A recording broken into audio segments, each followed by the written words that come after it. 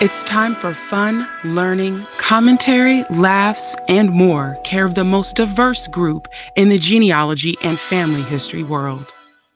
Welcome to BlackProGen Live with your hosts, Nika and True, and the baddest panel in these pedigree streets, Angela, James, Linda, Alex, Ellen, Tony, Shelly, Theresa, Bernice, Felicia, Willie, Renata, and Tasia. It's BlackProGen Live, genealogy, family history research with flavor.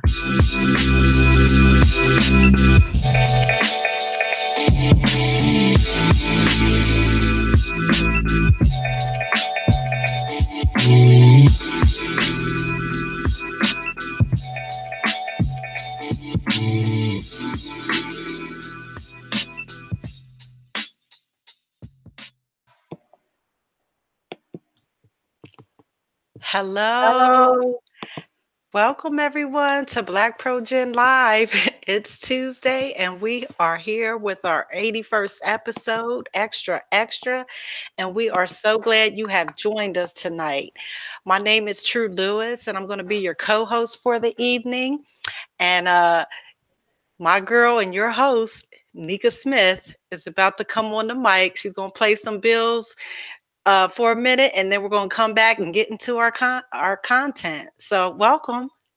Nika, take it away. Hey there. What's going on, everybody? Thanks for taking time out of your wonderful last Tuesday of March to join the crew at BlackProGen Live. Tonight's topic, extra, newspapers for people of color genealogy. Newspapers can be a gold mine for genealogy, especially in the case of records destruction or when all other avenues have failed to yield findings on an ancestor. Episode 81 tonight will discuss all you need to know about how to get the most out of using periodicals as genealogical resources. Thanks for joining us for extra, newspapers for people of color genealogy research. Have a question or a comment? Join the conversation now. Participate in the live chat taking place on YouTube to the top right hand of the screen if you're watching on a computer, and at the bottom of the YouTube app on your mobile device. Also, weigh in on Twitter by tweeting us at BlackProGen or use the hashtag now or later of BlackProGen. Have you ever missed an episode and you were mad you didn't get to watch it live and you had to watch the replay? Well, here is your reminder to set reminders. All you need to do is head to my YouTube channel and click set reminder under the episode you're interested in, or simply subscribe to the channel and you'll get a reminder each and every time. And also don't forget to click the little bell right next to the subscribe icon. So then that way you will get a notification. Otherwise, you'll just be subscribed and we will show up in your feed whenever you head to YouTube. Here's your reminder as well to get your BlackProGen Life merch, which is being sported all over the country currently. I've seen sweatshirts here and there and everywhere. And next month, in just a couple weeks, we'll be heading out to Salt Lake City and we'll be clad in our BlackProGen Life gear as well. So be sure to get your merchandise today. For those researching people of color, were your ancestors enslaved or were they free? Do you have a story in the family of mixed heritage with Native Americans? Could you possibly have ancestors who were in the Civil War, or did some become contrabands? Are you considering writing your family's history? If any of these questions pertain to you and the genealogy work that you conduct, then Maggie, the Midwest African-American Genealogy Institute, may unlock more doors. This institute is unique as it offers 7 tracks over 3 days. That's a total of 84 classes, all pertaining to African-American genealogy. Maggie unfolds at the world-renowned Genealogy Center at the Allen County Public Library in Fort Wayne, Indiana, from July 9th through the 11th, 2019. Classes are small, intense, and focused. The tracks offer sessions on in-depth slavery era research, unique record sets, beginning and advanced DNA classes, methods of researching pre- and post-slavery era documents from military to migration, and more. And for the first time, Maggie offers a writing lab and an intensive dive into the records of the 5 civilized tribes of Oklahoma. Join us at Maggie, the Teaching Institute. Make the best investment in your family's future and past. Choose Maggie. And guess what?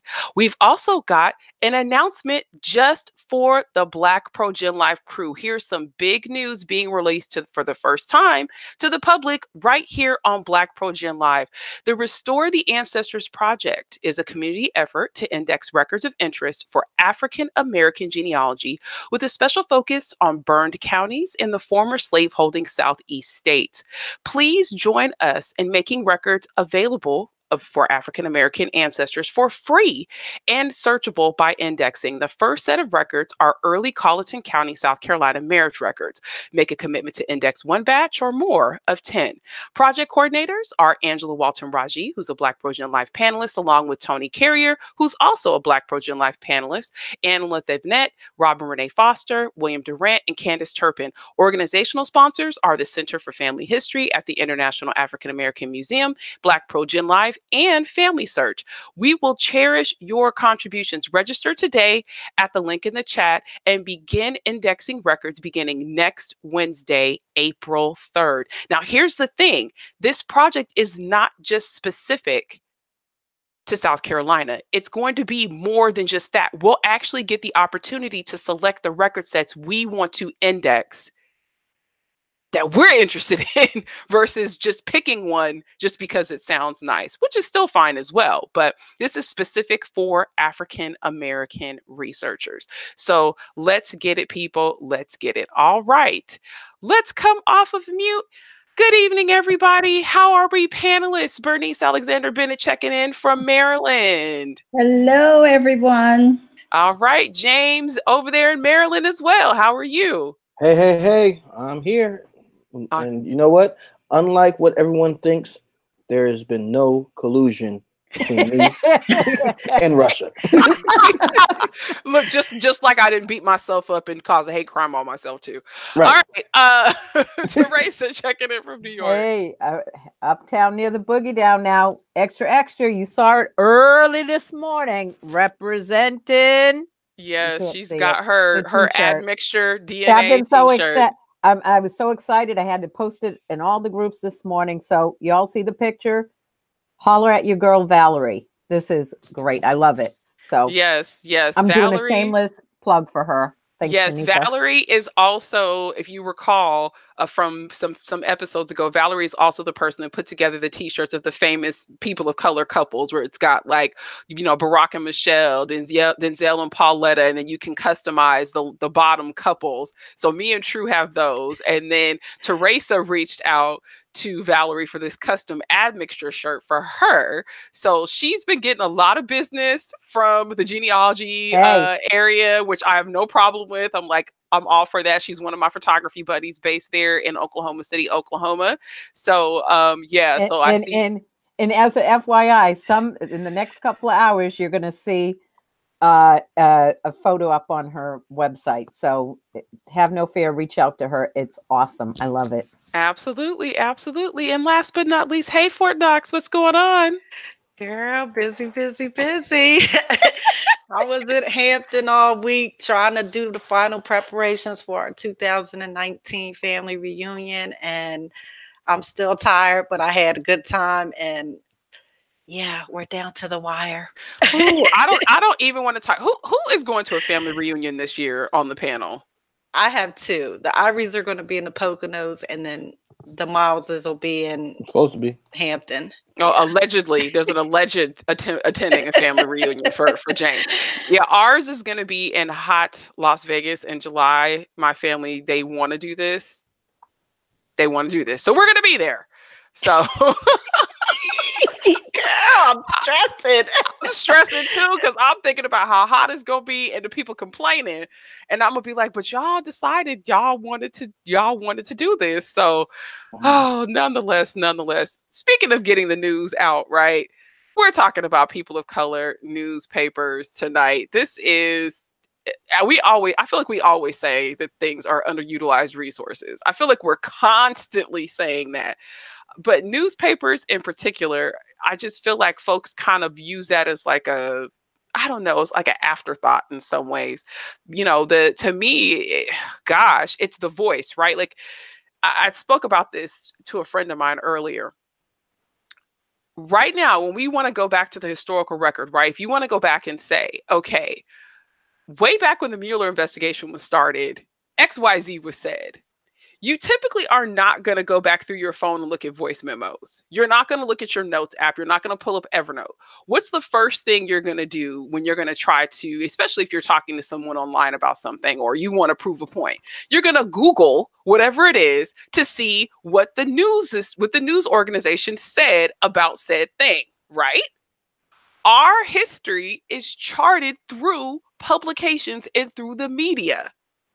Now, this whole thought process behind, oh, well, we can't trust the media and XYZ, well, that's what we use as our historical record. So it's very interesting that researchers don't lean on newspapers more early in their process than they do, considering that it's something that we lean upon in our everyday lives to stay abreast of everything that's going on in our world. So the first question I have for the panel is this: what has been the importance of the press when it comes to a historical and genealogical research? I would say especially for the Black press, it's focusing on those stories that we don't find anyplace else. They documented every aspects of our lives, and especially the incidents that you don't find out in the white press, in all the details. And if you follow, I've been knee deep in the newspaper archives for decades now. I can literally trace generations of my family stories, starting in the late 1700s all the way up to the present. And it's a gold mine when you can find obituaries, or you can find if they're victims of a crime, find out information. I can't even, there's so many things I found out, and I'm still finding out from the newspaper archives. And it's a gold mine. So if you haven't used it, you're late to the game. That's one of the first things you need to be looking at is, like Nika said, Google all the newspaper archives, and we'll be discussing them. Yeah, I want to just pick up on something that you started off with, Nika, and you said the voice. And what you will find in the newspapers, and it is based on time, what has happened at a given time, you're going to find issues that will raise your consciousness about the social events that are occurring within the community. Obviously, you're going to hear about the political issues that are going on in the community, and you're going to get just the social issues. But you need that newspaper, you need the press where you have the ears and the eyes of somebody that's writing. Now, you're getting a perspective from the writer, but it is a perspective that when you start looking for your family members, you will find information that's written. I have gone through the museum in Washington, D.C. and walked around and looked at events that took place in my lifetime. And I could say, oh, I remember that. I remember when they reported it. And you could see the propaganda, because it is propaganda too. But the press has definitely been the voice of the people in the community to share information. And sometimes it's all we had, and we needed that. Absolutely. Another thing I like about newspapers is the fact that it's a consistent source over time for a particular community. So you can definitely learn not just about your particular ancestors, but about, what's going on in that community overall. And you may or may not find your ancestor or relative named in there, but you can say, oh, wait, this is, these are events or things that may have affected them day to day, their jobs, their religious life or what have you, positively or negatively. And then occasionally, you will find, your relatives mentioned. I go back to, I think this was sometime last year, Angela Walton Raji had me helping her with some research and some newspapers. And we were looking at one of her relatives who was a doctor. And we found all these great stuff about him being involved in different things and whatnot in the church and in the Masons and stuff. And to me, my favorite article that we found was talking about her direct ancestor, who was this doctor's brother, I believe, and he couldn't make this family reunion, but instead he sent a crate of peaches to the family in Kansas. Like, you know, I thought that was, I just like, wow, they were interested in documenting that someone shipped peaches to their brother. Like, you don't see those type of stories these days, you know? No, because those things are shared on Facebook and people call them TMI. Right. Exactly. Like, let's be real. You know what I'm saying? Like, people get mad. Oh, these people are oversharing. What heck? Talking about shipping peaches was oversharing back in the day. Right? I would imagine that the folks probably were cussing when they got the paper, just like you going through your news feed, right? But absolutely. Yeah, but that's something that's important, because think about that. Just from what I gleaned from what you just said, right? We got the names of two individuals who were interconnected. They may or may not have said that they were brothers, but we know that they were brothers. And we know that one person grew enough produce to be able to ship some to his brother in another state, which also indicates that he may have been selling those things locally, which was a form of income. So literally in just that one little sentence, you just gave me all of that. But go ahead. And the peaches were for a family reunion that I don't think Angela knew even had happened. That was documented in the newspaper. See, you know. See, and Angela chimed in, and she's in the chat room saying, James found out about my great-grandfather who sent crates of peaches from Arkansas to the Bass reunion in Kansas for a reunion in 1913. Okay. A gold mine of wealth of information. It really is. It really is. And one of the things I had mentioned on a previous show was in December, we found out that my fourth great grandmother, she was married previously, and we didn't have that information. And what is important about this is that my third great grandfather, we found out, spoke Dutch because we were enslaved by the Dutch. But what's important is before 1807, women lost the right to vote, but Dutch women were actually property owners. So you have to think that she had all this property because she was married previously. What happened to it? So we're on the trail, but a lot of information there. Something that go ahead, Bernice. Oh, I was just going to say, when you're looking at a newspaper, you get who, when, where. You have your timeline. You can track things across timelines, and it can serve as your substitute for, let's say, the census.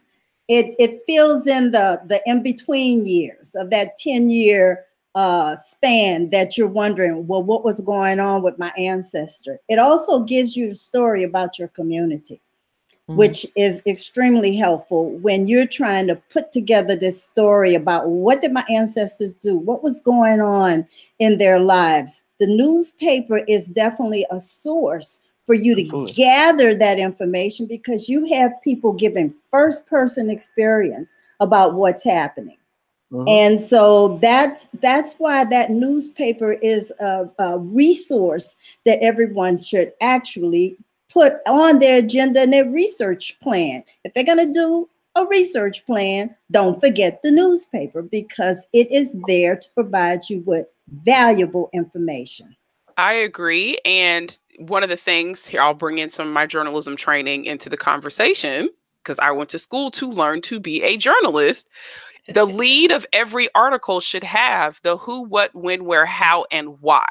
That's the lead is the first paragraph. That should give you the overarching story, the overarching pieces, the what you need to know in order for you to continue reading this is supposed to be in that first paragraph, really in the first paragraph or first sentence of the story. And as an exercise going forward for any of the news that you all are consuming now, look at that first paragraph. All of those things are supposed to be in there. Now, if it's a feature story where they're kind of talking about different aspects of different things, or they're trying to draw you in, because you have to remember the news is being written differently now because we're consuming it differently. We're consuming so much information. They're trying to keep you tapped in on the website longer, reading longer, right? So they typically won't formulate. Sometimes they won't formulate things in that manner, but that is the tried and true method of journalism and telling stories and reporting stories. But within that, right? Who, what, when, where, how, and why technically should not. The only thing that is debatable, right, should be the why. Mm-hmm. Because who is a fact. What is a fact. When is a fact, right? It's supposed to be facts. But what happens when the news is supposed to be objective, right? Just as we're dealing with this constant push and pull right now with the media and perceptions and politics and all these things, that all of that was happening back in the times that we're talking about, where you're going to be searching for your ancestors. And because of that, the objectivity of a writer must always be called into question, because you are going to find one column that is very who, what, when, where, how, and why, very factual, very just journalistic. And the one next to it is going to be talking about darkies. Right. Mm-hmm. And because of that, our press has historically and still is segregated. So let's have a conversation about why was there a need for a segregated press? Because our ancestral stories are out there.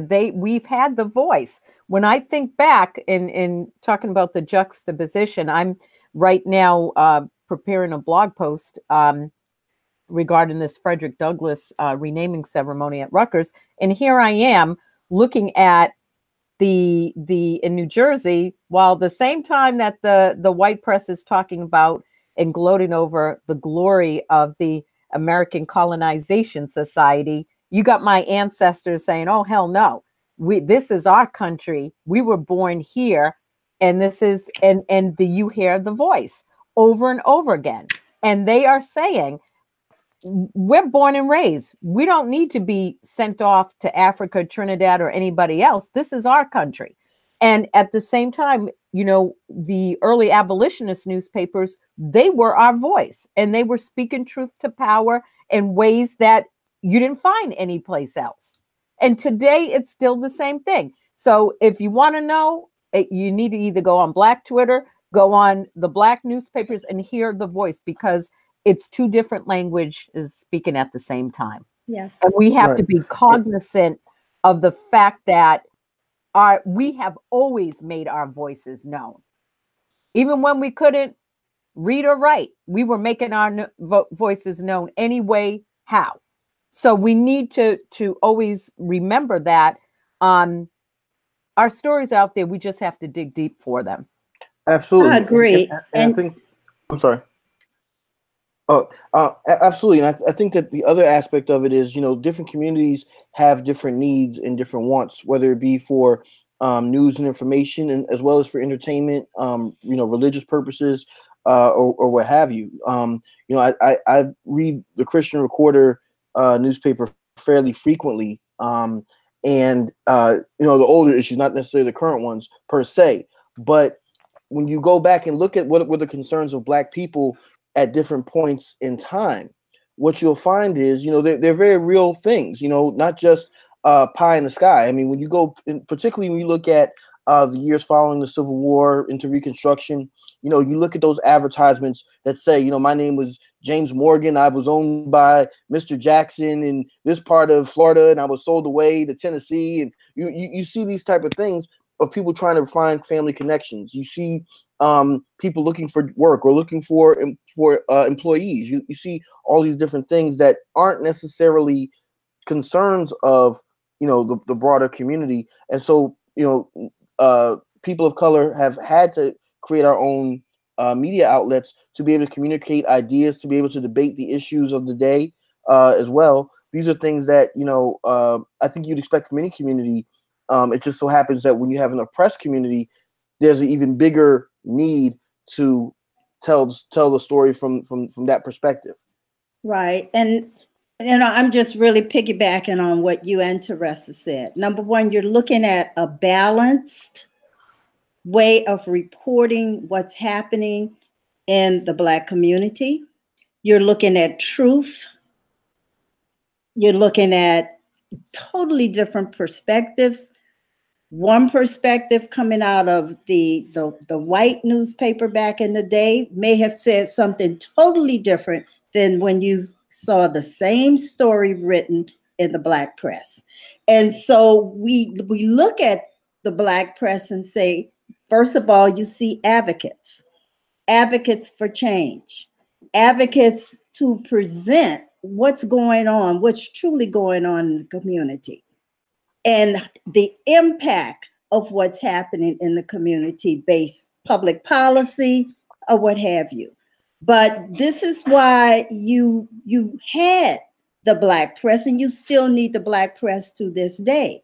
Now, you mentioned something about the way newspapers have reported over time. I want to share with you all a resource that I have. You see how thick this book is? This is a resource out of Edgefield, South Carolina. And a genealogist, Samira Thurman, pulled together newspaper clippings about Black citizens from 1833 to May 1900. You can actually see the change in the reporting. You're no longer seeing, of course, there are no runaway slave ads in here, or I need my property. You're seeing other things. You're seeing talks about education and what's happening in the schools and what's happening in the church. And you're seeing social events that's going on in the community. And you're seeing a call to action where you're inviting people to come in and talk about the issues in the community to make things better. And she did this. This is one person that really put up her hard sweat and tears to go through every single newspaper. And you know, I just want to just give a shout out to Samira for doing that. Amen. And I want to get back to something that I said earlier about this juxtaposition between Black and white press. I'm challenging all of you tonight to go back to the white press and read between the lines. Because, for instance, I'm writing a book on my abolitionist ancestor, so I'm stuck in a specific time period. And, you know, I recently found out 1806, you had enslaved people walking around in Newark, iron collars. For many people, we seem to think that, oh, it's the North, slavery was different. No, it wasn't different. When you think that my ancestors are walking around and they were mixed status, free and slave for a term, which is another way to say you're a slave for life if until you made it till 21 or 25 years old, and then enslaved for life. Okay. They're walking around and witnessing these. So when you go back, I challenge all of you to be deep diggers. You need to go back and look at local history, which you find in the newspapers, and you need to pay attention and be able to glean out those incidents that directly relate to your ancestors, because that's part of your ancestral stories, is doing that deep digging that no one else has done.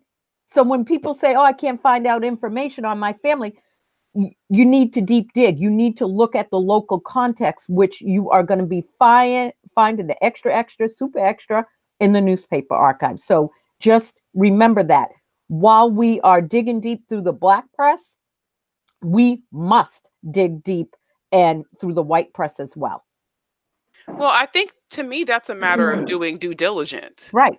But right? Some people won't consider that. Well, but that's to me, that's a matter of doing due diligence, right? If you were doing the proper search that you're supposed to be doing for your ancestors, especially if you plan on sharing or telling their stories, right? If you were, and let me just back up. We started off talking about current events, or not current events, but family reunions, right? At a lot of these family reunions that we're going to, there's going to be some presentation that's going to be, someone's going to get up. Maybe it's me, maybe it's True, maybe it's James, right? Who's going to get up and give a presentation talking about the family history. And in order for us to properly impart to the descendants of the people that we're speaking about, we have to provide a cultural context for what we're talking about. Because it's one thing if you just say they were enslaved or they were free people of color. It's another thing when you weigh that against the fact that there were still enslaved people living in their surroundings, like Theresa just alluded to, where they saw these images, where you can even potentially read from the newspaper accounts. And this is an exercise that I think everyone should do. Especially, let's say Theresa's at a family reunion and she's talking about her free ancestors and them, you know, seeing these images. Have the folks close their eyes, read the newspaper article to them, because it's going to give you the sights and the sounds, because there was no Facebook and there was no Twitter and there was no cell phones. There was no video cameras. There was no television to relay these things. Right. And there's no way you can get to, and I'll just put a little bug out for Bernice's book. Right. There's no way you get to this unless you do the work of putting yourself, immersing yourself into the environment of the people that you are writing about. And the newspaper is one of the vehicles to do that. Yes, we want all of the documents produced by the state and local agencies. We want that. But we also want the news because it provides a different type of color that those things cannot. So moving the conversation forward, why is there still a need for diversity amongst the press, right? We're not living in segregation anymore. We're not living through, some of the things that our ancestors, lived through. There may not be a need for a Negro news section in the paper because those did exist. Those would be probably some of the first areas that you would search. And I would imagine that was probably a big source of the information that was in the book that Bernice put up, that the Negro news section, typically depending on the paper, it would usually be on the back page, maybe page 4, page 5 of a weekly, right? Perhaps a daily. There would be, one column that was just dedicated to Negro news. But what do you all feel like there is still a need for diversity among the press, and not just along racial lines, but along thought process as well? Our voices and thoughts need to still be heard, and nothing has really changed, you still have this, I'm going to say, ghettoization of the press. And, we still have to have our voices heard. And sometimes the larger press does not pay attention to it. So we that need is still there. It has not dissipated. I'm trying to be an optimist, but I have a feeling it's always going to be there. And I think it is very important that it's always there. Our voices matter today as they did in the past. Nothing has really changed. Also, I want to go back to, you need balance.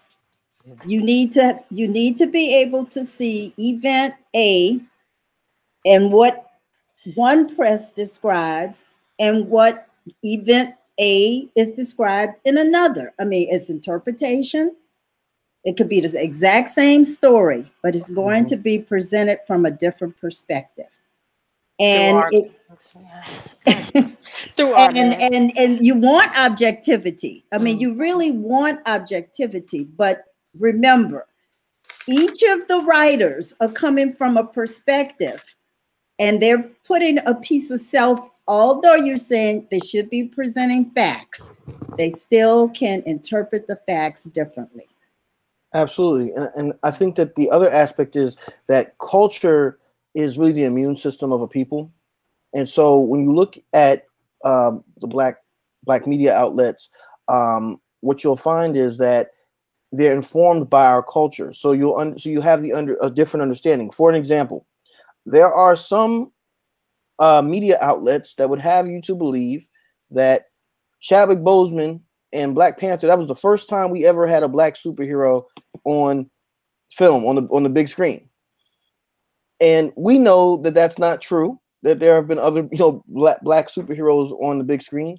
And I remember this one article that came out after Black Panther where it was called, it was something like So You Haven't Seen Blade or something like that, where the person actually they weren't downing Black Panther, but they were saying, wait a minute, first of all, for those who watch, the Marvel movies, first of all, we already have black superheroes in them before Black Panther, with Don Cheadle, and so you're ignoring those people, and then you're ignoring Blade, you're ignoring all these other movies that have been out in the past. You're not going to get that type of story or that type of perspective, unfortunately from a source that's not from a person of color. I hate to say it, but that's what history has shown, so to speak. You need that perspective, you need that diversity of opinion, because you have a diverse audience as well, and the audience needs to not just be able to relate, but sometimes that audience also needs to see differences of opinion as well. Just to illustrate this point, I'm going to bring up two different scenarios, just so our viewers can see the difference in how the same subject is covered by two different publications, and of course, two different writers. So the first example that I'm showing you all is a piece written by a man who's a noted conservative who has actually come over to the side of reparations, which was shocking. This was super shocking. Everyone that saw this was like, I cannot believe David Brooks wrote this, that he is arguing for reparations. You are getting, your typical New York Times, very, very clean aesthetic here in this piece, right? Lots of writing, lots of, pictures, different things like that, right? This is what they invested in this subject, into this opinion piece. This is the New York Times. This is one of our hallmark publications. But then when you go to the Atlantic and you go to what Ta-Nehisi Coates wrote about reparations years ago, where you've got curated images, you've got a multimedia experience where you can listen to this in audio, you can listen to him read it. You've got pictures of people who are mentioned in the story. You've got literally all sorts of things in this one piece on just reparations. Right? Mm-hmm. Drastically different approach to the subject. If you have never read this piece by Ta-Nehisi Coates, I highly suggest that you read it. In fact, the fact that it's so thorough that it even talks about redlining in relation to reparations. Why am I showing you this? Because one writer is writing from a flagship publication, and the other is writing for the Atlantic. One writer identifies as white.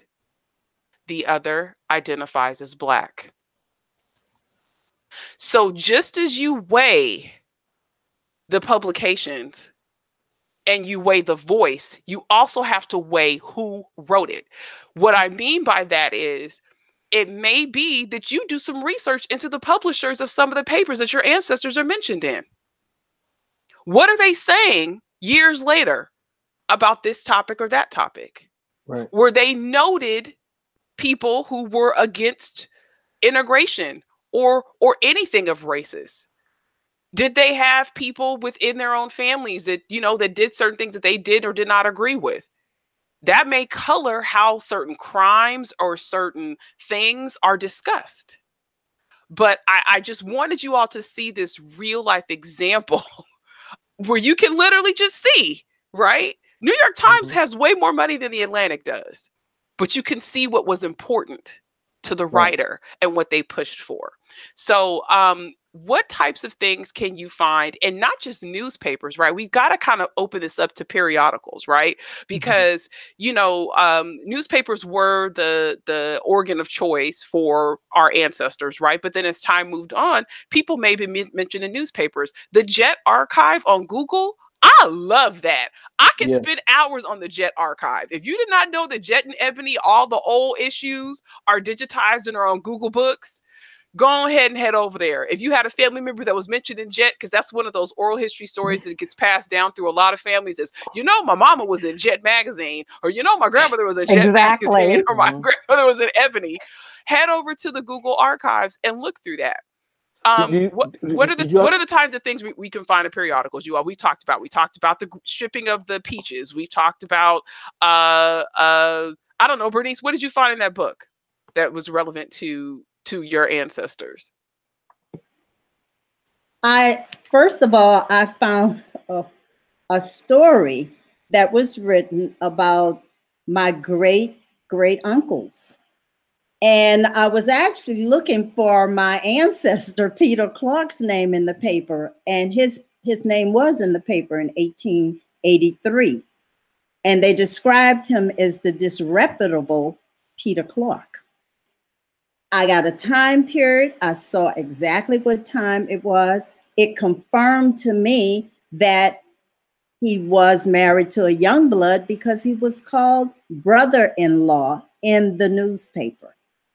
I also found my ancestor in the Times-Picayune in 1909 when he passed away. I didn't know I was going to find him, but you know, that's part of my research journey. I am always going to go to the newspaper to see what I could find. And yes, they stayed in the newspaper. It's amazing when you start really making that part of your research plan that you see how much information is in the newspaper about your own family that you probably didn't even think about. So, and I was going to add here, based on following Nika and Bernice, is that a lot of places, you know, like the New York Times, they had a magazine section. Well, I can remember the exact day I was sitting with my cousin, Theresa Roberts, past president of Ogden, New Jersey. And we were in the Historical Society and New Jersey Historical Society. And here I am looking I found reference to Jacob D. King's house. And this Newark historian had one photo. So I went back the next week. I was looking, thank God it was a weekly paper, but as I was turning each page, the pages were crumbling in my hand. And I left there, didn't find anything. On the subway home, get off the train, my buddy James, the archivist, calls me. He's like, Theresa, we need to check the magazine section. So I went back a couple of days later, and it was in that magazine section that we found all 5 pictures of the Jacob D. King house. And that was like probably the only images that we have. But so when you're looking at newspapers, check the magazine sections, and then of course check out all the African-American and other people of color magazines as well. I've got to butt in because I just found something really cool in the Jet archive since I was talking about Jet. You know you've arrived when you're in Jet. Okay, just as a quick aside, my grandmother's brother, my great uncle, and my great aunt, this used to be one of the funnest exercises that me and my sister would do when we would go to their house. Uncle Lawrence and Amador had twin Lazy Boy recliners, and they had this like big family room, and they had 2 TVs because they did not want to argue over who was going to watch what. So he got his TV and she got her TV. But within this space was like the biggest plethora of Jet and Ebony magazines you could possibly think of. So as a kid in like the 80s, we were like in a candy store because we got to read about people like Lola Falana and all kinds of other people, right? So we used to love to go over there and look at their Jet magazines. So this is one of the reasons why I still like this exercise. But let me show you all what I just found in the Jet magazine dated March 27th, 1975. 5 generations welcoming the arrival of the 5th generation at Presbyterian University of Pennsylvania Medical Center. The family gathers around 3-day-old member Rashetta. Observing infant are left to right Rashetta's mother, Mrs. Yvonne Clanton, grandmother, Mrs. Barbara Carter, great-grandmother, Mrs. Dorothy Lewis, great-great-grandmother, Mrs. Louise Beverly, and physician Juliet Nathanson. Wow. And this was in the Jet magazine. Right? Yeah. This is not the local newspaper. They sent the photo and the picture in because they knew they had 5 generations. And I love how they superimposed her, right? You see how they threw her Yeah, face on yeah. there? And she ain't even in the actual picture. They just put her photo right on top of her because they wanted to make sure they got them 5 generations in the one photo. But Wow. the baby is fresh out. 3 days out, she's still in an incubator. She ain't even in the for real baby situation. She's in potentially a NICU in this little thing. She's not even in the bed. So I had to stop and share that because these are the types of things that you can find in periodicals. This is in a weekly, right? Mm-hmm. Yeah. This is the what Jet magazine. This is yeah. Look who's on the cover, the Jeffersons. I used to love having to put them in a fan or decorate them right on. You know, every Saturday we had to fix them Jet magazines on that coffee table. So that's one thing. What else we talked about? Lowdown, Bernice's Lowdown Ancestor. We talked about, we always talk about the Times-Picayune. If you have any family that even put a pinky toe in New Orleans, even if they were only there for 5 seconds and just drop dead, there's probably going to be obituary in the Times-Picayune. One thing I want to make sure we talk about as well is political activism also. One of the, I think, premier publications in African-American history is The Crisis. And I definitely don't want to leave that one out because, we talk about all these different marches and protests and sit-ins and strikes and stuff. Well, The Crisis, was a premier publication for that type of organizing, race organizing around labor and suffrage and whatnot as well. So that's another one that I definitely would want folks to definitely check out because, if you're anybody talking W.E.B. Du Bois or Harlem Renaissance or what have you, the Crisis is definitely another publication that you'll want to look at. I also wanted to share a resource because Bernice shared one, so I wanted to share one. This is the Christian Recorder of the AME Church from 1854 to 1902 by Gilbert Anthony Williams. It's a history of the Christian Recorder newspaper. And one of the reasons why the Christian Recorder is so important, why you hear me talking about it, is because I believe it is the longest running Black-owned newspaper, if I'm not mistaken, established in the 1850s. And still exists down to today. And it is accessible on accessible archives from 1854 right up until about 1902 online. So you can access that paper. And again, you're talking pre-Civil War issues that are available online. You have to subscribe, but it's definitely been invaluable for me. Also, I want to just mention Greek organizations. And when I'm speaking of Greek organizations, I'm talking about the sororities and fraternities that you find on many of the historically Black university campuses as well as the white campuses. And this is just an article. This is a publication from Alpha Kappa Alpha sorority. And I have these for 50 years because I've been a member for 50 years. So can you imagine the history that you can find in this type of newsletter, magazine that are presented and promoted all over the country?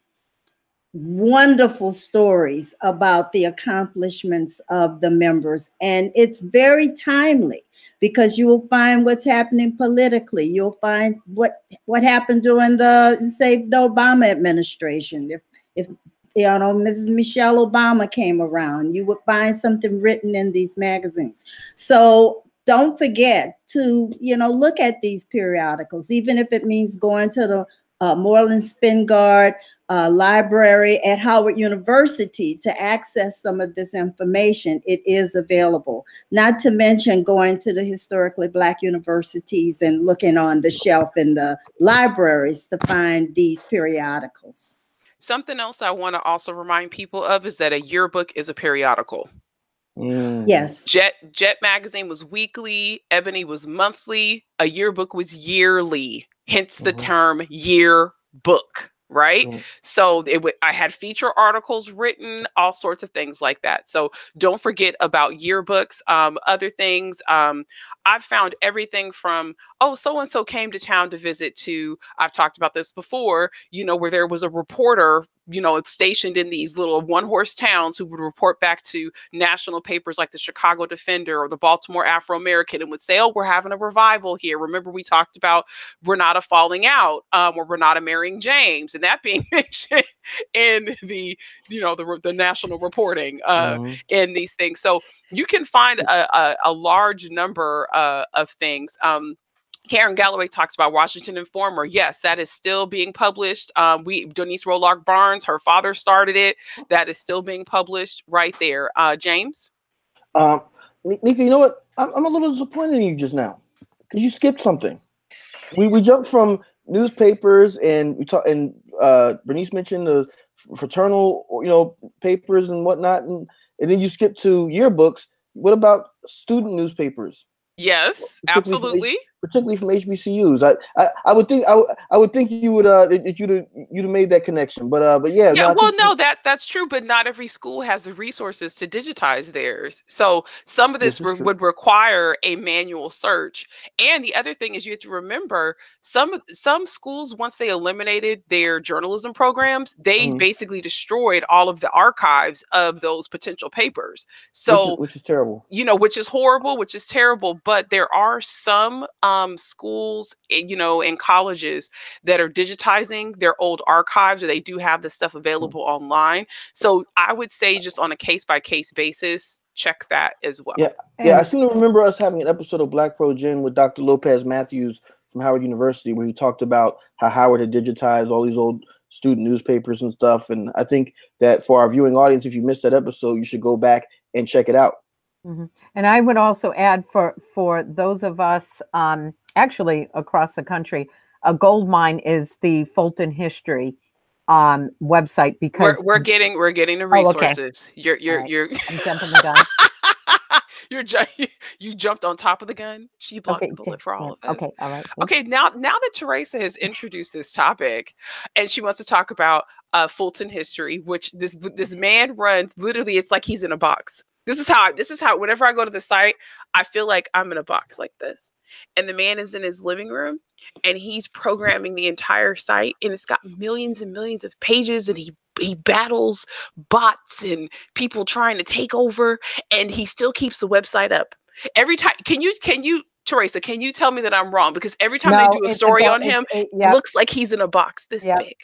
He greatest resource. And the reason why I love it is this: a lot of your even though it's supposed to focus on New York state, so there are all these, it's for New York state. However, a lot of the Black newspapers were published in the greater New York City area, and they of course included information that went across the country. So a lot of times you can just go in there and all of the independent Black newspapers people are mentioning in the chat group, they're going to be documented here, because if you Google a name, it might just pop up, especially if those newspapers were in the greater New York City area. You're going to find it. And for me, it's been a gold mine. They routinely covered stuff in Newark, Boston, all over the Northeast. It's a gold mine. So Nika will put that link in the chat room. Yes, which I already did, along with the fultonsearch.org link as well. That is mostly, that is mostly the Northeast area. Of course, we've got Chronicling America, which is an amazing resource brought to us by our Library of Congress, which are digitized papers. They actually began, I would say, the biggest digitization project for newspapers, provided grants for state archives and other entities to be able to digitize early on. And they've made a lot of those collections available online, searchable. It's available. We put the link inside of the, chat.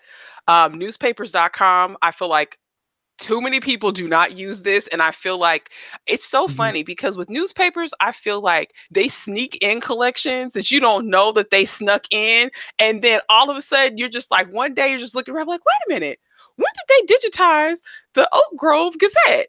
Oh my gosh. That happened to me like literally 3 weeks ago. I was like, let me see if I can find my Rosby's in there. Typed it in, 500 hits, y'all. And I'm not talking about like Crosby truncated to Rosby, right? No, it was Emily Rosby went to visit her mother. And then it was, oh, she won the homecoming at McIntyre High School. And I was like, this is going to take me 3 years to get through all of these notations. But what I normally do just to kind of refresh and see what they have, I don't know if you all make this a practice as well. Whenever I'm on one of the search sites, I always go to newly added collections and just scan just to see what the new stuff is that has been made available. I do that with newspapers.com. And I feel like the newspaper staff is not getting enough love on the acquisitions that they're getting because they get so much stuff. And I want to mention this because I just actually renewed yesterday on newspapers.com. If you are a member of ancestry.com, you get a discount on newspapers.com, archives.com, the military one, Full three. So I think I just renewed like for 6 months and it was only $30 or something around there. So invest in that. Hey, if I can real quick, I want to share just one quick thing that I found in newspapers.com from my own family that was it was kind of interesting. It was a story about my great-great-grandmother, Roberta Hightower Thornton. For those who follow the show, if you've heard me talk about Reverend Hightower before, this is his daughter. Where it talked about how she had an accident when she fell in a ditch and twisted her ankle. And the article went on to talk about how she was the prettiest Negro girl in town, but she was also the clumsiest. And it listed off all of these, like, just the shade of it all. Right. Like you just wouldn't believe the stories. Like they were like, you know, she accidentally scared a cow and the cow kicked the boy and then the boy fell down the well. And it was like this list of like 5 or 6 things. And I was like, what? That's about as cockamamie as Renata falling out of the bathroom.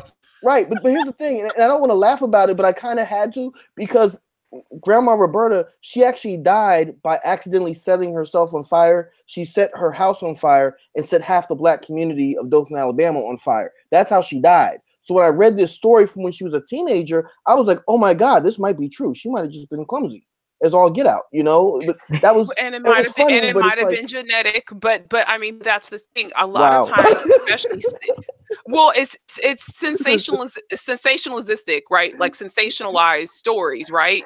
You'll find those things, but you'll find some of the smaller iterations as well, right? Like I had an ancestor that was killed by a bad street. That was the headline of the story, and you're like, what? And the thing is, I actually found this in the paper listed, Louisiana. I'm telling you, if somebody even put a pinky toenail in New Orleans, go to the New Orleans Public Library website and search their obituary index, which has the Times Picayune, like my family calls it, not the Picayune. We know it's the Yune, but we call it Picayune. Like you pick it up at noon. Horrible. Now I'm laughing. We're talking about newspapers, and I forgot I have all these newspaper copies here. And one of the headlines was one of our ancestors, John O'Fake, aged colored man killed by train. Sudden end of well-known colored man, and he was actually stories. And the thing is, I searched this obituary index for like just searching, and they actually indexed not just obituaries but stories where someone died. So keep that in mind when you're looking through some of these obituary indexes. It may not be like, oh, Smith Reader died on he was killed by bad street. He basically fell through what we consider the neutral ground in New Orleans, like into a ditch. Right into the drainage ditch. Anything else you all can think of? I have 2 things I want to mention. Sure. Well, first of all, look at the newspapers to look at when people registered to vote. I have found my ancestors listed in the newspaper that they were registered voters. They paid poll tax. So, you know, if you're trying to figure out, did they do this? Go to the newspaper. The other thing I want to share is this is by Mark Charles Rudenay, if you can see this.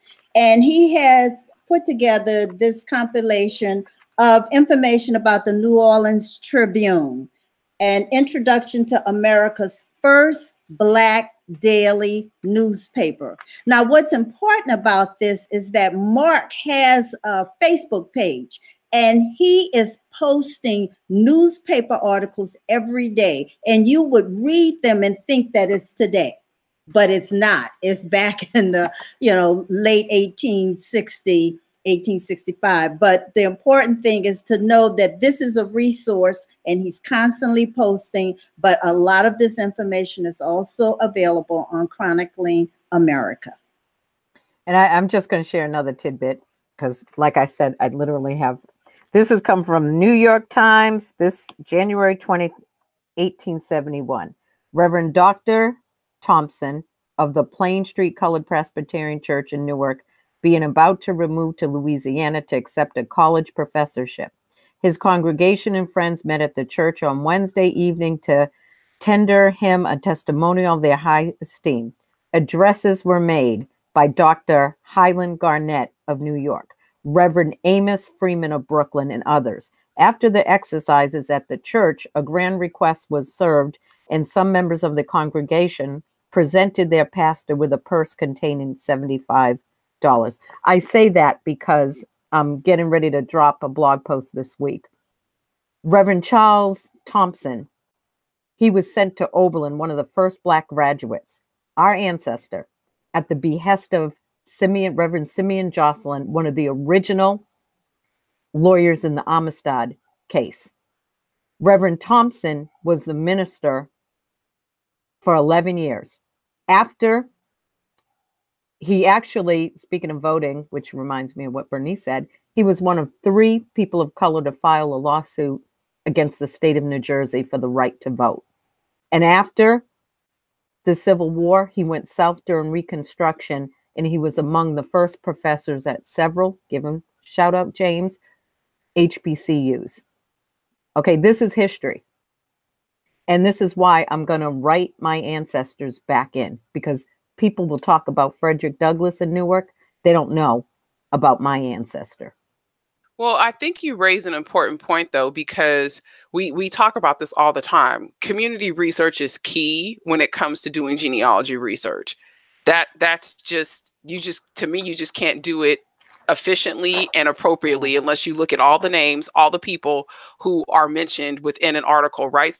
Just take, we find some of these publications on face value, right? Oh, I just see my ancestor's name mentioned, as paying a poll tax, being able to vote. Well, who else is in the same ward with them? Who else paid poll taxes at the exact same time, right?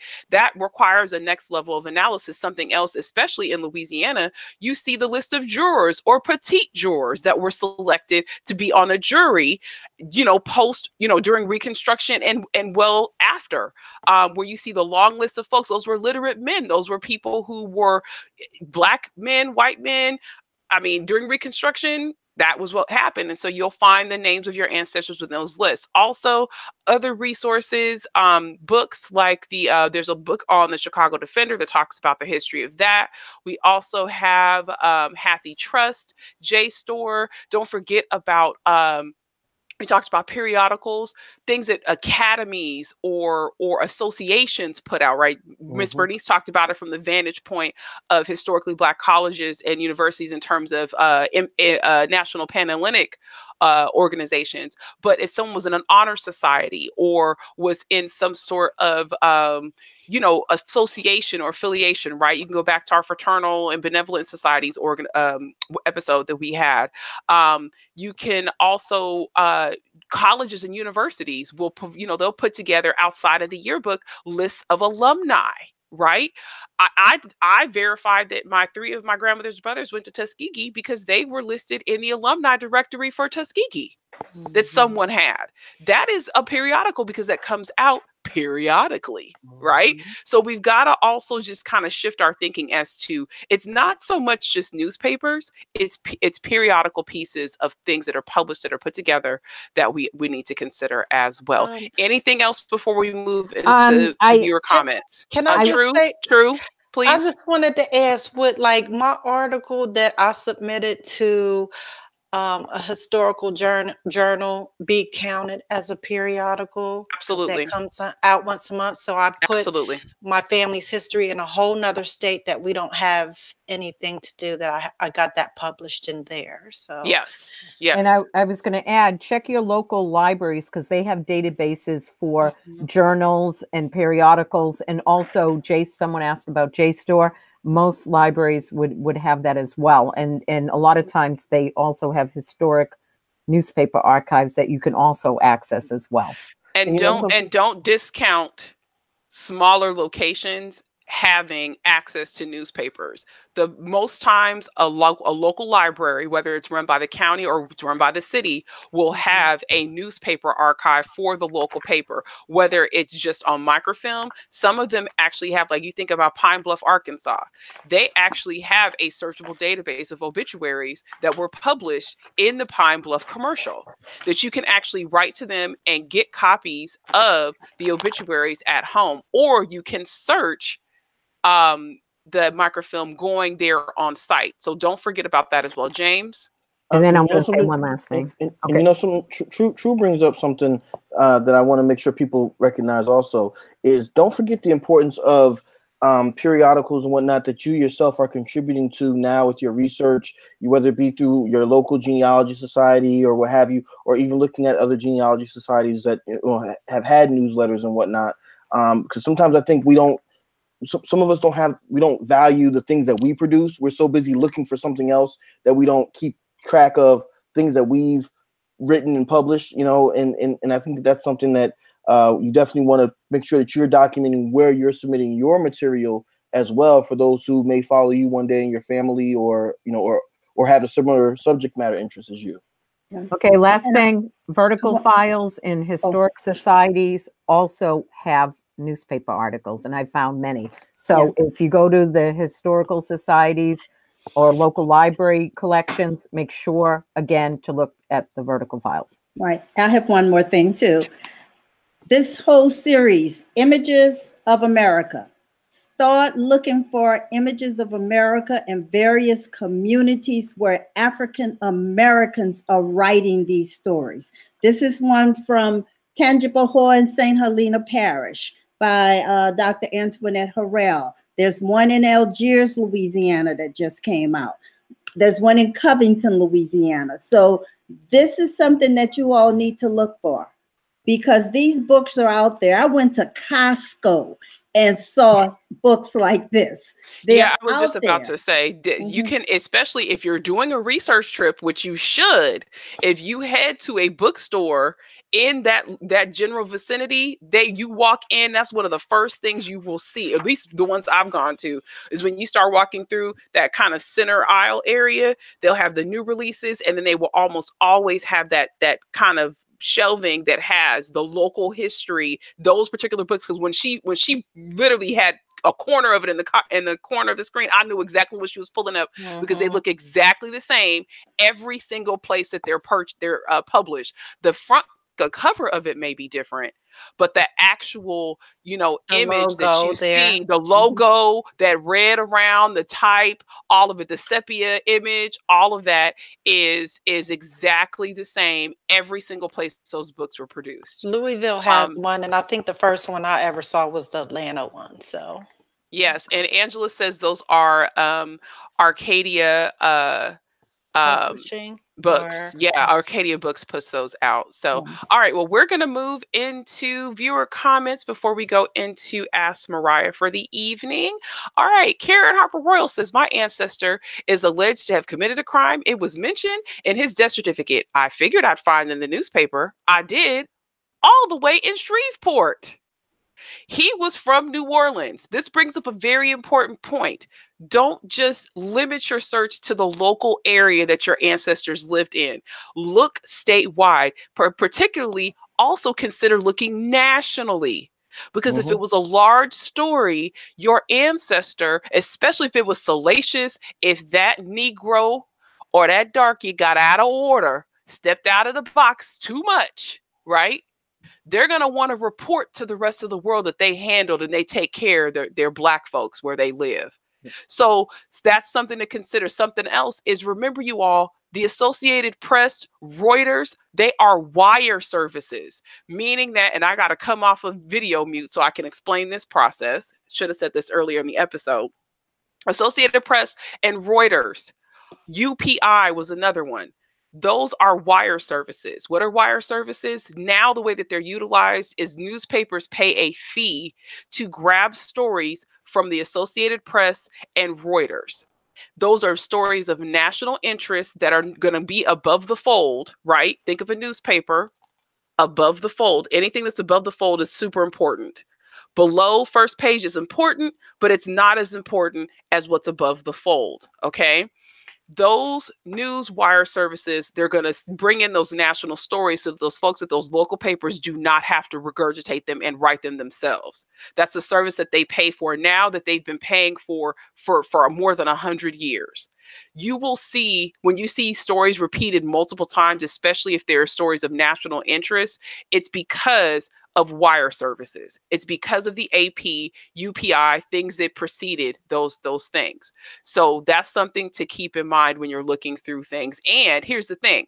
Your local paper may not have carried the wire, but your local paper may not be digitized and available online. And another paper in your state may have covered that wire. And that's why Karen's scenario took place. Why she found it in Shreveport is because it's possible that the local folks just didn't pick it up because they didn't find it important. The folks in Shreveport may have needed the space. Well, let's throw in some Negro news of some Negro getting killed. James, you're going to add something before I go back? Yeah, no problem. Sorry. That actually reminded me of something with one of my ancestors where he actually appeared in a newspaper in Indiana. And I'm like, I don't have any family in Indiana. But the reason why was because he actually had hosted a traveling journalist to a conference in Alabama, and the journalist actually mentioned him and some others and said, these people, I stayed at their homes while I was on travel for this news assignment. So you're absolutely right. You will find those type of things. Just because an ancestor lived in Texas, don't be surprised if something doesn't pop up with them in New York somewhere. I mean, it can happen. True. That is something to keep in mind. All right, moving forward, Karen Galloway, I have found all kinds of stuff that seems amusing to me now, but was probably not fun for my ancestors. That is super duper true when you're looking through these articles. Last but not least, Mosey Ruffin says, I found out through Facebook that my great uncle Elwood Higginbotham was lynched in Oxford, Mississippi on my cousin's Facebook page from the Oxford Eagle. And I just have to throw this in there. Mosey, we actually have researched your ancestor.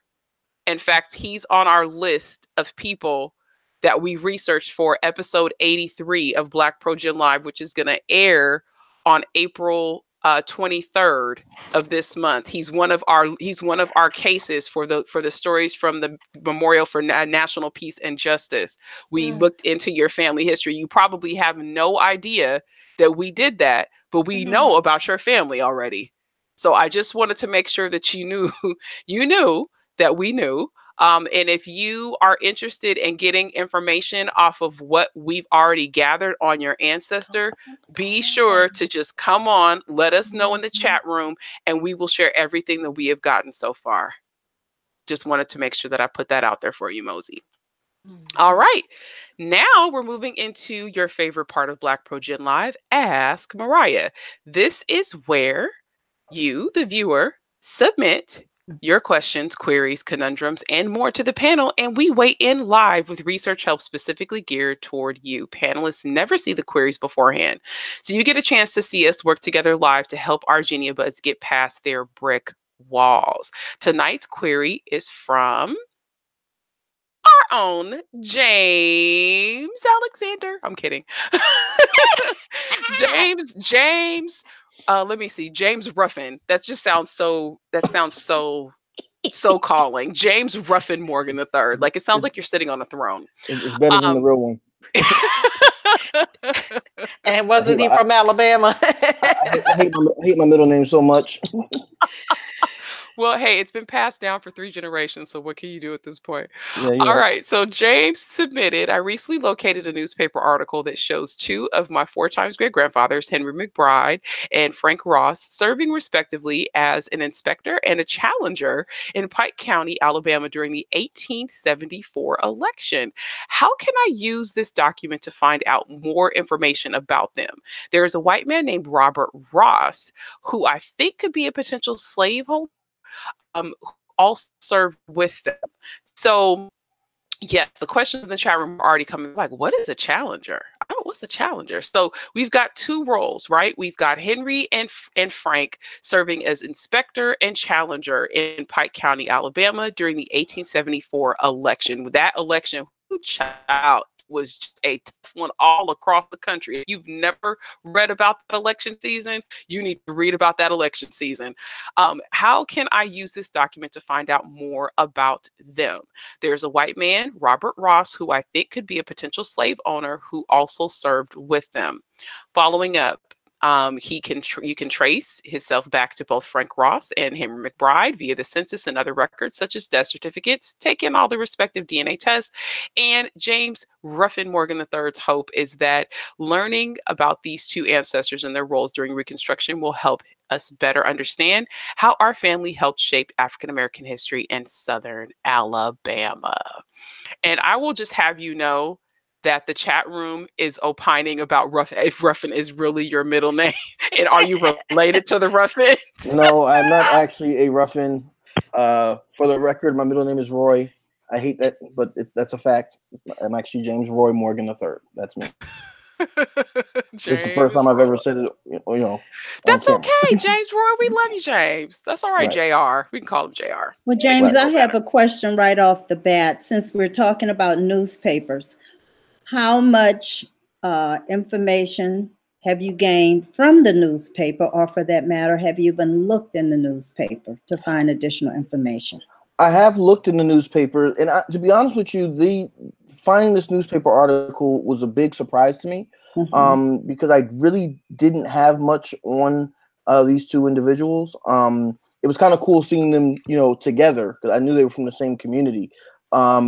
But with Henry, I had found, well, I believe for both of them, I had found that they both had registered in the 1867, election and whatnot, but I really didn't know much about them.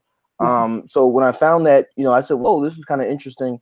Actually, if anyone knows Karen Burney, she's a good friend of mine. Our ancestors come from the same community, and one of her ancestors also was mentioned in this newspaper article. So I thought that was really cool. But I haven't really found much in terms of their being politically active. I did find that same day, actually, I found an obituary mentioning Granddaddy Henry.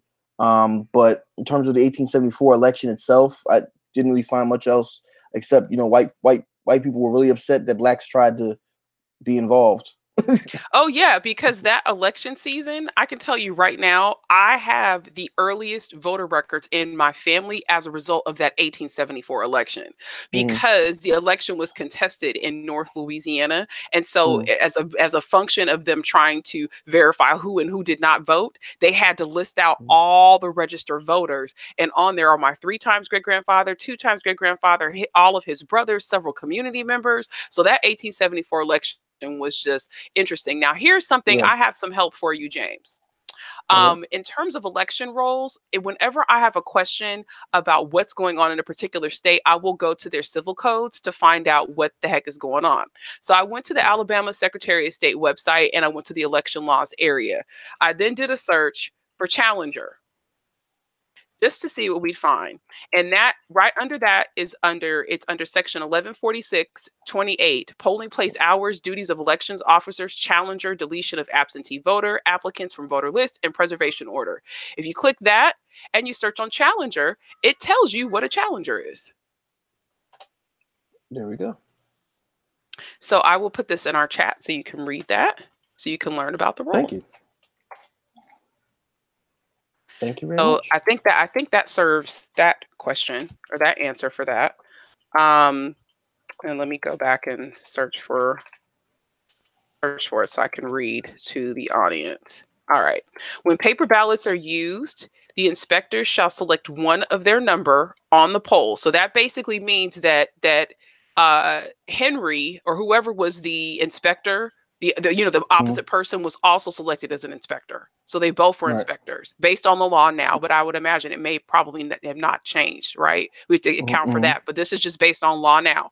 And so when the paper ballots are used, the inspectors shall select one of their number on opening the polls to act as a challenger, and the challenger shall ascertain if each person presenting himself or herself to vote is registered. The finding to be from the examination of the official list of voters furnished by the mayor or other chief executive officer. So he was verifying whether or not people could vote. Oh my goodness. Based off of what the law says now.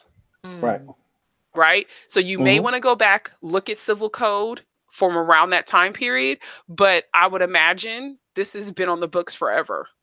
Yeah. There may have been some changes at some point, but yeah, I would do that. Yeah, and I kind of gathered that I hadn't seen this particular text, but I kind of gathered that. I was looking at seeing, how did they get in these positions and whatnot. So I'm definitely gonna look at that process a little. For how people are qualified for the job. But I mean, you got to think about this as Reconstruction, right? The country is off the heels of the Civil War. You have African-American men in particular being put into roles and scenarios and things that were not available to them because they did not have these rights as, formally, as enslaved people. And so it was not rare for them to be put in positions to where here you are, right?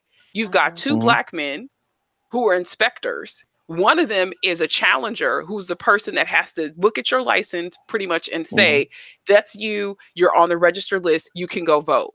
He's the door by which people can or cannot vote. That was a very serious role to have in the community. Absolutely. And the white press, and again, going back to the topic of tonight's discussion, I found this in, I believe it was the Troy Messenger. The white press, they were livid about every single Black person that was involved in the selection process that year. So finding those two of them there was just really humbling, because I think there were only maybe 6 people per beat, and to have 2 direct ancestors in the same beat, that was just really awesome. And I would not rule out, considering that there were 3 people that this other Ross was there with your ancestors in this official role, I would not rule out that he was a slaveholder. Right. I would not. And I would take the traditional route of researching and enslaving, potentially enslaving people. Are they on the 1860 census in the area? Are they, are they on the slave schedules? Have you traced their family tree to see if they, if they passed away? Well, clearly this guy didn't pass away before Reconstruction or before the Civil War, but who in their family did, and looking through those probate papers and things. And that's the thing. This is where we have to take the exercise of, I think sometimes we get scared, like, gosh, what if I go down the wrong aisle and I don't see what I see? Well, hell, if you want some Black boots, and you're in DSW, they put stuff very strategically, but you might not find the one that you want on that particular aisle. You might have to go down to the next one. So there's no harm in just vetting it out, because otherwise you will never have the answer. Absolutely. In 1866 I know there was the border change, because that's when my family went into Bullock from Pike County. And I did have to hire Nika services to help me do Granddaddy Ike's parents about the slave holders too in Pike County, because that was something that the Genealogy Roadshow didn't really go into detail with me about. But, at the time, Nika was, helping you do that. So I hired her for those 30 minutes to, clear my head, because it was something that I just kept staring at all the time. But you're right about that election year and Blacks in that county. And you mentioned the Troy Messenger, because that is a lot of those newspapers are online right now. So, and of course, Ada, you have to utilize the archives in the history there in Montgomery. Shoot Scotty an email. I'm sure, they still have their in the library there too. They're more helpful, I think, than the courthouse right now. So I think that's a great suggestion. And I would say something else that we brought up in the chat room. We talked about Black historical newspapers nationals. I think we forgot to mention the ProQuest subscription that comes from several libraries. That not every library system has it. I know the libraries in Maryland do, but it's a very expensive subscription to have. So they have the Baltimore Afro-American, Chicago Defender, the national edition. But let me give you a trick. There are some Black newspapers that are on Ancestry, and some of those nationals, some of the stuff that we're looking for is on Ancestry, but it's hidden. Did you guys know that? No. Did you know? Do you know what I'm talking about? Oh, let me. Okay. Am I giving out freebies tonight? Oh, snap. Let's free 99. You know what? And somebody told me yesterday that we give out too much for free. That's what somebody told me. Somebody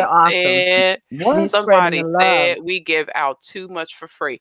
All right. Let me go ahead and bring y'all in real quick. Come on, y'all. Let me share a secret with you. Huddle in. Huddle in, okay? Get real close, okay? Because we don't want nobody finding out about our stuff, okay? All right. Now, did y'all know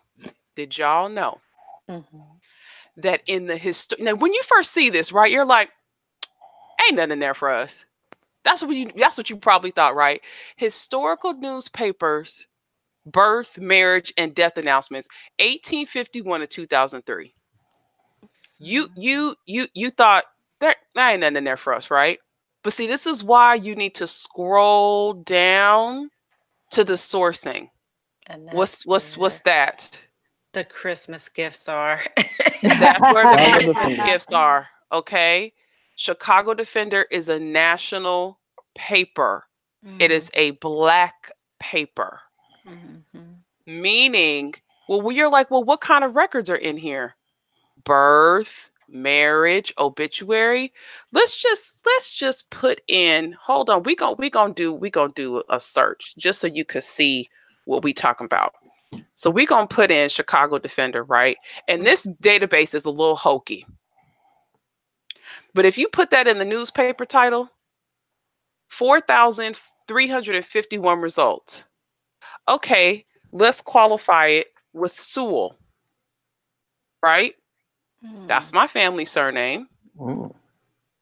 Didn't find anything putting it in the last name area, but let me try keyword. Oh, look at there. We've got obituaries. Let's click and see what they are. Metropolitan Funeral Parlors in Chicago, which is a Black-owned funeral home, would publish obituaries in the Chicago Defender, the national edition. And they're very short, but they list the name of the people, where they lived, the date they died. And let me scroll back up because this is very specific. It says funerals held November 3rd, 1951, and including November 9th. All right. So we've got two sources here, Chicago Defender, and we've got the funeral home. If we keep scrolling down this page, we're going to find a Sewell. Well, who was it? James B. Sewell, 4902 South Michigan, died November 3rd, 1951. Funeral services were conducted in our chapel on November 8th, 1951. Burial in Lincoln Cemetery. And you already, there's a king there too. Now here's another trick you can do. I'm giving y'all all the free 99s. Let's search for Lake Providence. That's in Louisiana. Yes.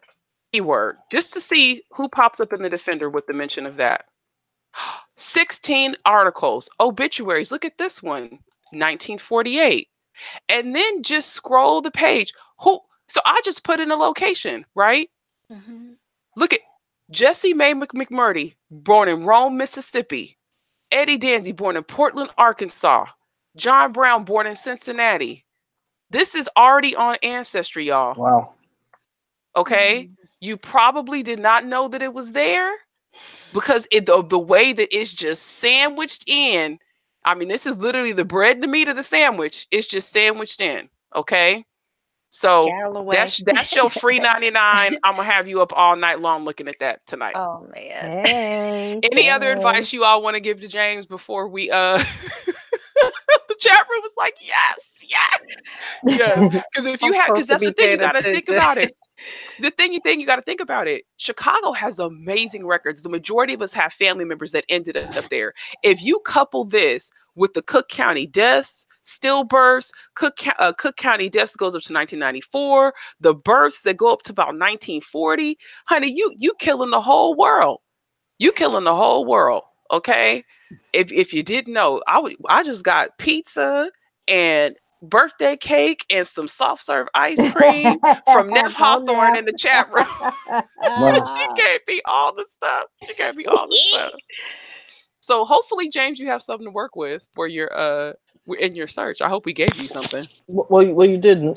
Thank you. I'm gonna tell you now. I purposely kind of held off on researching this because when I saw that newspaper article, I said, we're always told behind the scenes, you guys, that, panelists can submit for Ask Mariah. And I said, you know what? I'm going to submit this just to see what happens. So thank you very much, everybody. Good. I'm glad you did. And just because I'm not going to be a jerk, let me put this link to this in the chat room, so y'all don't be like, she didn't put the link there, so I can't find it, and I've been trying to get to that. That's why you got to know how to use the card catalog. But I'm not gonna do that to you. I put the link in the chat, so y'all Nika, have access to it. Nika, for the record, I'm not mad at you anymore. Y'all missed it. Some of y'all missed it if y'all weren't paying attention. Earlier tonight, I mentioned my great-great-grandmother was clumsy, and Nika sneak dissed me. She was like, "Yeah, it's genetic," and then she moved on. Some of y'all missed that. Go hit replay. I was mad. I'm gonna let it go now. We're good now. The beef is over. Still tripping over Roy. Why did you have to bring it back, Theresa? Oh my gosh, let's get to current events. Y'all about to ruin it. I'm gonna bring the bell on that family. We got a good family vibe going on the show right now. It's the last episode I'm coming on. Let me stop. Oh my Lord. Do you have a genealogy brick wall one help scaling that wall? Submit your queries for our Ask Mariah segment today. Be sure to be as detailed as possible with your submission so research efforts aren't duplicated. Cross your fingers, press submit, and you just may be selected for one of our future episodes. Moving into current events. In the early 15th century, Portuguese explorers like Henry the Navigator began sailing to Africa, bringing back both goods and enslaved people. A new archaeological study of more than 150 skeletons dumped in Lagos, Portugal. Now, put a pin in that name. Lagos, Portugal.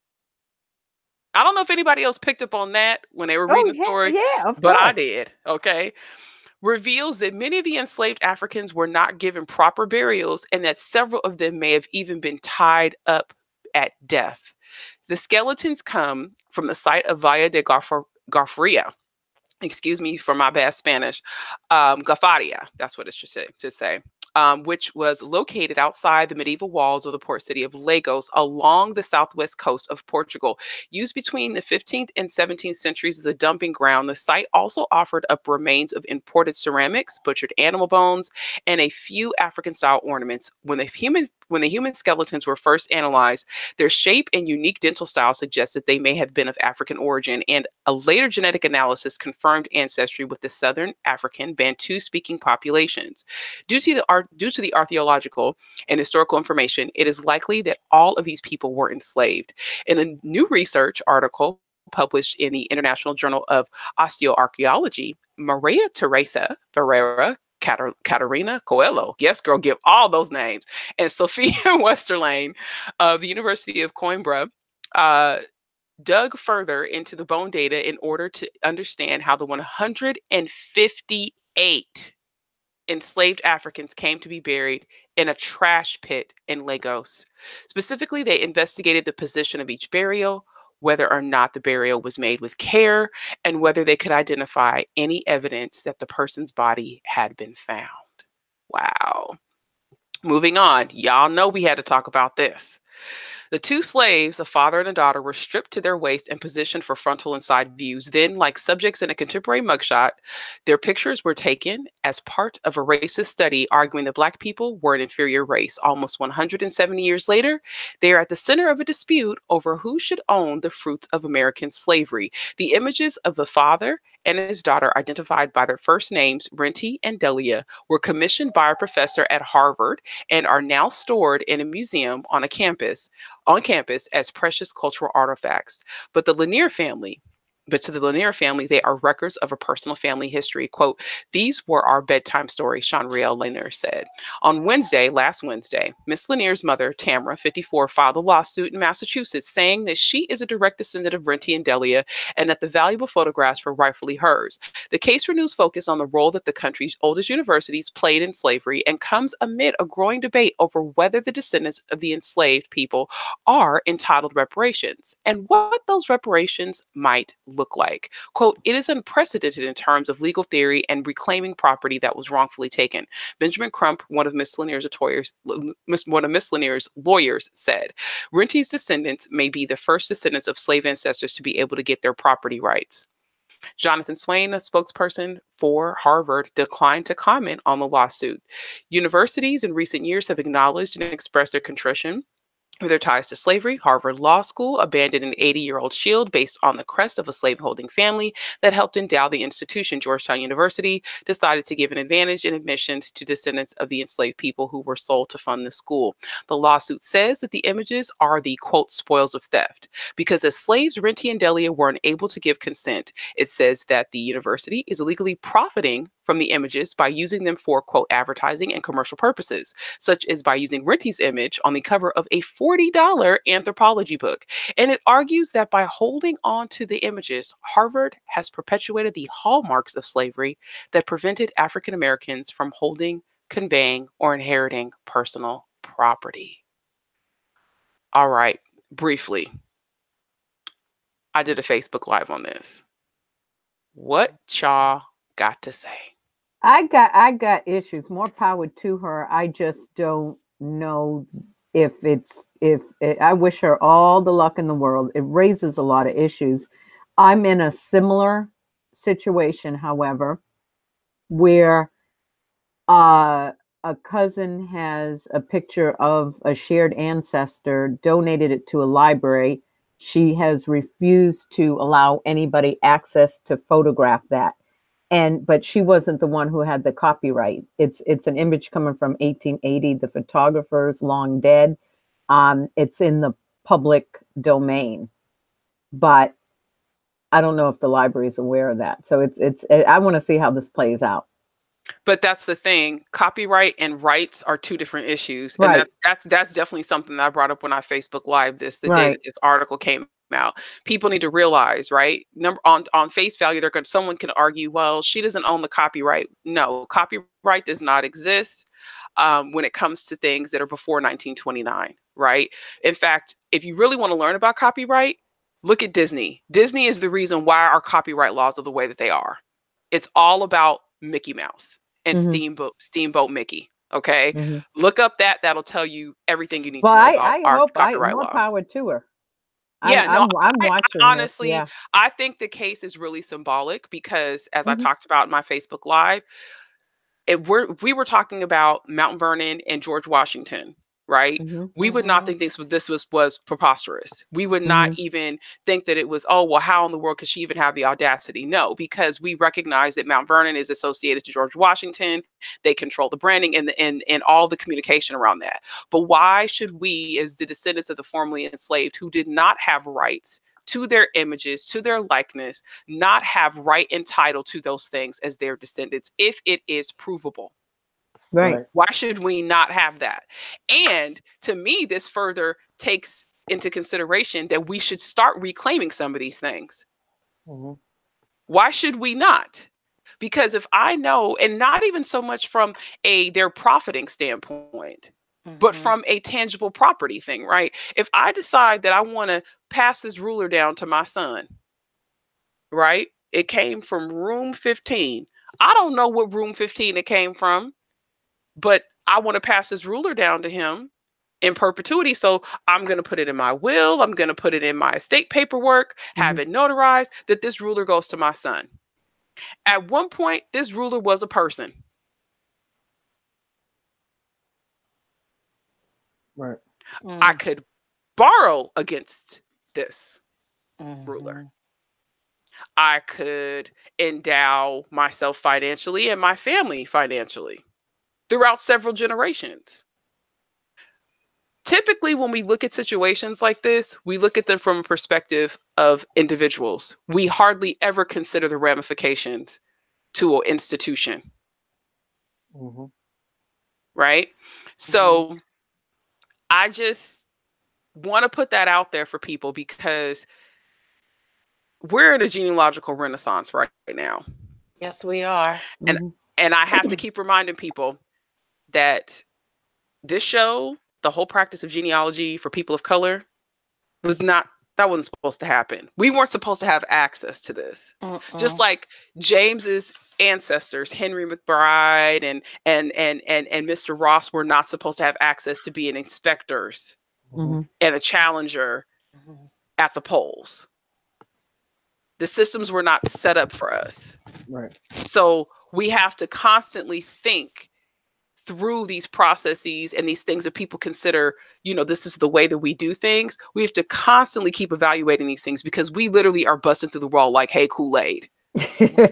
Yes. I mean, that's how we are because we're claiming our birthright, right? Yeah. So we're following this.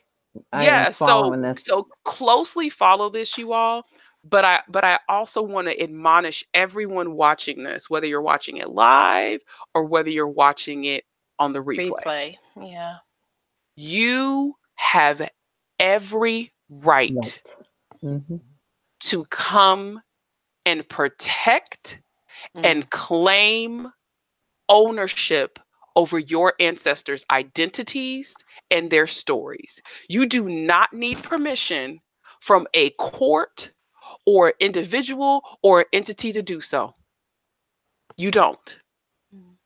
Now, if you decide to sign away rights away, like let's say the King children did with Martin Luther King, or Prince's family with his musical catalog, or Whitney Houston, that is your choice.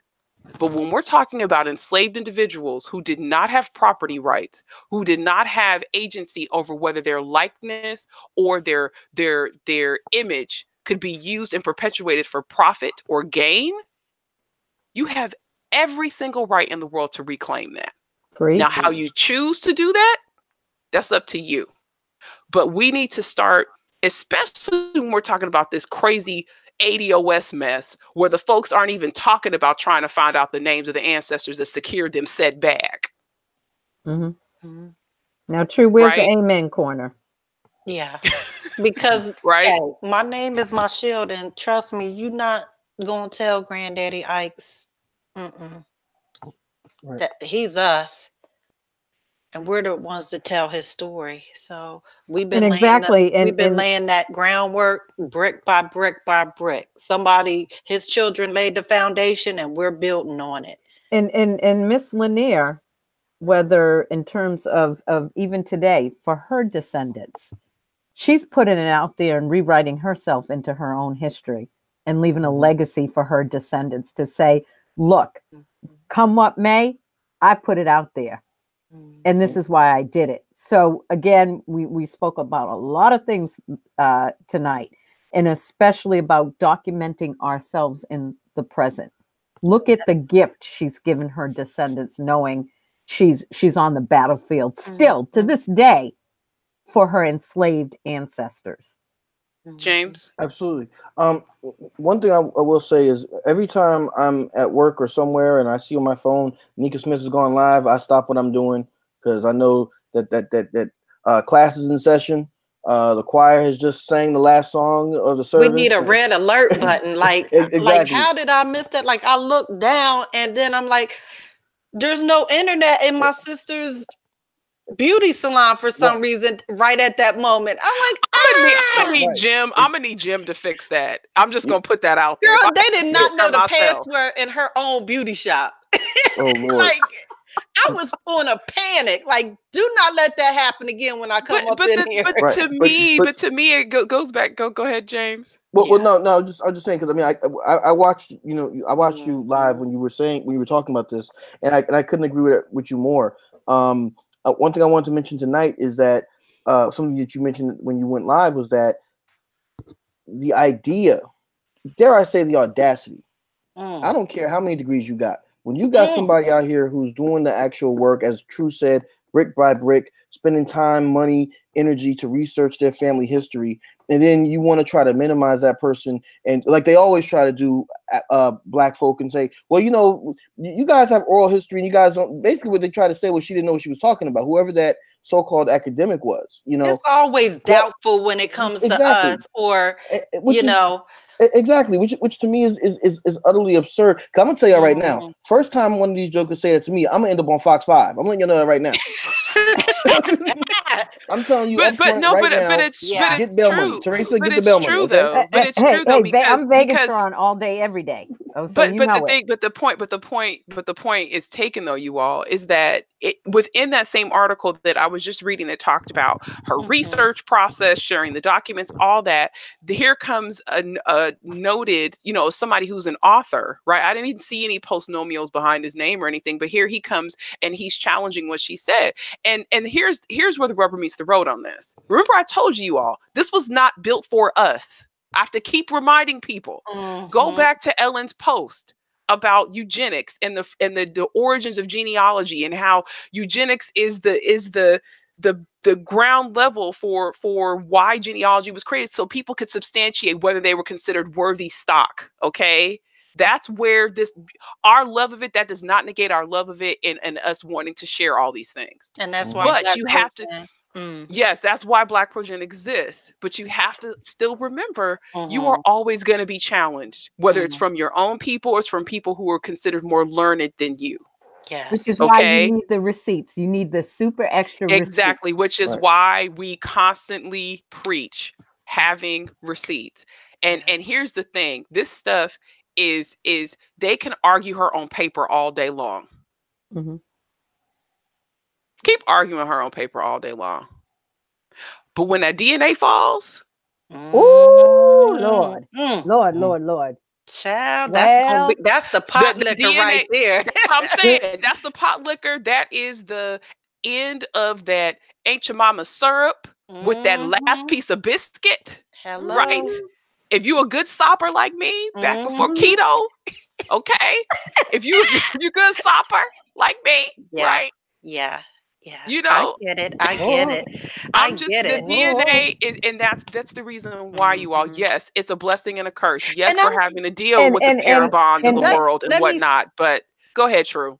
I just wanted to say that my DAR sister, and she's a PA daughter as well, but there was a newspaper article again, and this is where the relevancy comes in about the newspapers. They were highly saying that other genealogists doubted that she may be connected to 1619. Now, this woman has fought the army and, got her 98-year-old father his rank back, and it just, that kind of just like touched me right there too. Like, she's in the DAR and other organizations, and here we go again, like everything you just said previously. I want to make a point, because when Nika did the live, there were a couple of comments that I want to address now. And you all know me because you're BlackProGen fam. I ain't never gone on oral history alone. Okay. I ain't never done that. So I'm preaching to the choir. I just want to make that point. Oral history, we know, sometimes can be mistakes in it. However, none of us here just use oral history. We all come with the receipts. But that being said, a lot of times oral history is correct. And it's just these added sections, and top it off with the DNA proof that add to the truth that we always knew. So I want to put that out there. But that's how we were recording our history, and I don't want to discount that, because that is that is a record to me. And then I went out and added the layers to it. Exactly. other genealogists and other whatever you want to call their nationalities or whatever, I'm gonna just be blunt, that they had their own way of doing things. But for me personally and my family, on all 4 of my direct lines, that was our document until we went out to go. But that's how we had to start. Especially when our enslaved ancestors. Well, I don't want to water that down about that, because that was the first piece of document that I had. And I think you all are both raising an important point, is that in the framework of genealogy, right? In the greater scheme of things, in the hierarchy, in the who's who, in the who determines what. Oral history has been minimized to a certain extent, but within the Black community, where we were denied the opportunity to learn to read and write and to transcribe things and document and publicize things in the same way that other communities have been able to do those things, our oral history takes on is a horse of a completely different color. It's the same reason why you cannot argue against reparations for African Americans, but then give them out to other groups. Each piece of suffering and the need for reparation is different. So I just want to, Lord, we could go on and on, but we could go on and on about this subject. I know we gotta really wrap it up. But I just want people to, if there's anything that we impart to you all, besides the records, besides the sharing your family stories, besides the, not being fearful about writing or putting yourself out there. Yes. If we don't share anything else, you have right and title to these people, just like any other descendant of theirs does. And by you having that right and title, you determine what happens with it. So when you get to questioning and whatever else, think about me and this ruler. This sounds really stupid and trivial, but I'm a visual person. Okay. Who gets right and title to what you pass down? Whether it's the oral history, or it's the documents, or it's the both of them together. And who is going to inherit this? As long as it stays in you and it stays in your tree, and you do not impart it to other people within your family or the community at large for folks to learn lessons or to continue the legacy, you are stopping the chain. So that is something to just ponder and consider. And here's the thing. This doesn't just apply to your African ancestors. Nope. Can we touch on that a little bit too? Exactly. Look, right here, I'm going to claim all of it. All my birthright. That's what I'm saying. You're going to claim all of it. You're going to get what's yours, but you have to remember, this is not just relegated to just the African ancestors as well. So if some of those descendants of your European ancestors or other groups are trying to tell you that you have no right and title and claim, and the DNA and the paper trail is saying otherwise, oh no, you don't need permission for that. You don't. Exactly. Can we invest in a BlackProGen organ? That's what I'm saying. I thought Drew had the choir thing. I'm usually doing other things, but y'all got me caught up tonight. Okay, I'm left the iPad and the whoop and holler downstairs. Reverend Smith, you feel the fan? I'm Deacon Morgan up in the pulpit. You know what, Lord? I'm just a challenger. That's all I am. I'm a challenger. I forgot what I was supposed to be doing. Hey, that's all right. I'm a challenger. That's what I do. It's all good. It is all good. All right. Have you checked out all the topics we'll be covering during season 5? Head to whoisstinkersmith.com for a downloadable schedule. And don't forget to set your reminders. All right. Tune into the long-running Research at the National Archives and Beyond, hosted by BlackProGen Life panelist Bernice Bennett. This Thursday, March 28th, Bernice will be in conversation with Angela Walton Raji, discussing Tracing Their Steps, a memoir where she will discuss her journey to verify her grandmother, Ma Becky's story about a lot of land her grandfather, Peter Clark, owned in Maripus, Louisiana. Using the bits and pieces shared by Ma Becky and conducting painstaking research through an array of obstacles, Bernice identified the land of her great-great-grandfather acquired under the Homestead Act of 1862. But he was not alone. Other African-American men also acquired land and supported each other in the application process. Tracing Their Steps, a memoir, takes the reader on a journey to learn how the power of oral history,